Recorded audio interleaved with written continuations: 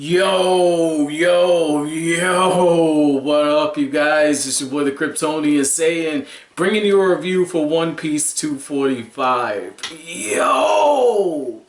This is what I'm talking about, man. This is why I like reviewing One Piece chapter by chapter, so you guys can see my immediate reaction after reading the chapter, as well as get my thoughts, and so we can experience this together, man. You know, I've had a few people inbox me saying, are you really reading this from chapter 1? Do you not know what's going on?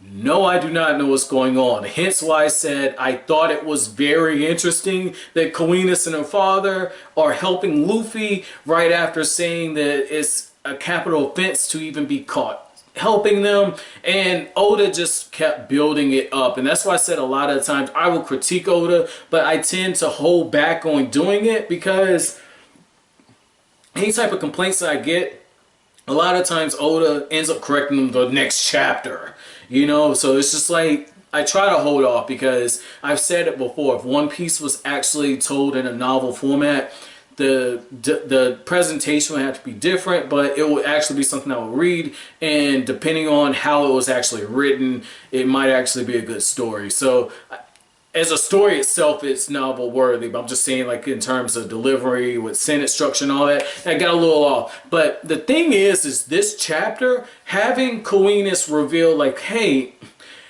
I'm crying because I just betrayed you. You know, I'm sending you there to where Nami and the others are going to be sacrifices. You know, we told you that there's a challenge, but the thing is it's the duty of every member of Skypiea, or every citizen of Skypiea, to send any trespassers to Enel. If we don't, then we get killed. And right after that, just watching Luffy's reaction, Luffy is pissed. And at first I'm thinking, yo, Luffy's about to tweak off on her, right? And it's not the case. Luffy's pissed because Luffy realizes she just put herself in danger. And the thing is all of the citizens who were avoiding them, all of them were looking at Luffy and the others, and they're basically telling Conis to keep quiet. And we get this shot of her father breaking down into tears, and it's really heartbreaking to see that, man. This is a chapter where it hits you right in the gut, but the thing is it doesn't hit you as hard because I don't have enough to care about Conis and her father, but I can respect what they're doing. You know, like, it wasn't too long ago that, you know, Oda had something similar like this set up, and I said that I didn't think that there was enough build up there for a payoff, and I believe it was with Cricket, with, you know, Cricket and Masira and his brother. You know, I felt like we hadn't known enough about these characters in order to care. And it's the same thing here, but the thing is Coina and her father, they come off more likable. So maybe it's just a personal thing, but I still stand by it. I don't think that there's enough build up to justify this, but at the same time, the execution is good enough to where I'm okay with it. You know, usually when you do stuff like this, like, I really feel like there needed to be more. And the difference with Cricket, with Cricket and Conis, is the execution for this is better. While we don't have as much for the character, we do have a little more interaction, and in particular, you just have this whole setting up. Like, it wasn't like Bellamy just showed up and just took these guys out. Like, you had a gradual setup through the chapter, and you got a sense that something was amiss. And so that was cool. I like seeing that. So what I will say is Oda also dropped a gem in this chapter, okay? Because Oda is talking about the fact that you have to respect other countries' practices, cultures, different things. Like, you have to respect the differences. And the reason why I say that is Luffy and the others, they run across this idol, right? And Luffy's like, they worship this thing? How stupid. And Sanji and Usopp have to get on to him. They have to check him a few times. And even Conis says, to somebody like you from the Blue Sea, you wouldn't understand.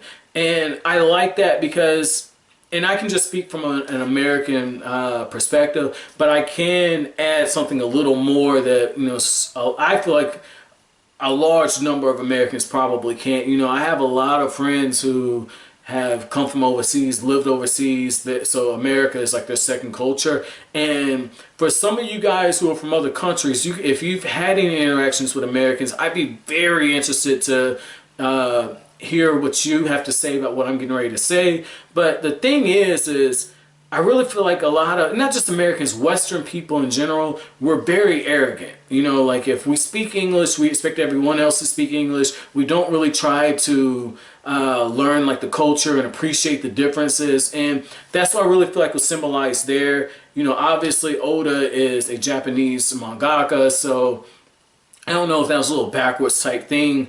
You know, saying like this is what like some Western people do. They come from Europe and America. They don't know Japanese. They say, do you know English, or do you know French or whatever? And it's just like you expect us to be able to. So I don't know if that's what he was doing.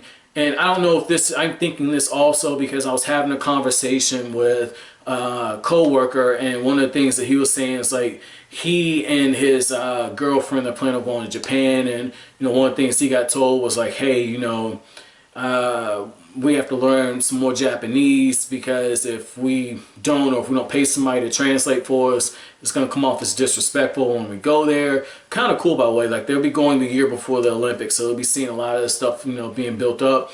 But I like how that was thrown in there. And then also, which is why I read the volumes, actually purchase the volumes and read them, because just having the little SBS corner and having that, and in this one it was, you know, brought back. And I remember this Shonen Jump came on sale in the United States in 2002. I remember picking up an issue of Shonen Jump like in 2003 and seeing One Piece and skipping over it, you know, because one of the things that really interested me, I believe Yu-Gi-Oh was in it, and I believe Dragon Ball was in it. I didn't read the Yu-Gi-Oh stuff. I was more just Dragon Ball centered. I had already been reading Naruto, so I just kind of skipped over One Piece altogether. The artwork didn't really appeal to me, and you know, as I've gotten older, I can actually appreciate a few things now since I've learned about art. But the thing is I like how all this culture stuff is just all wrapped up, and then you have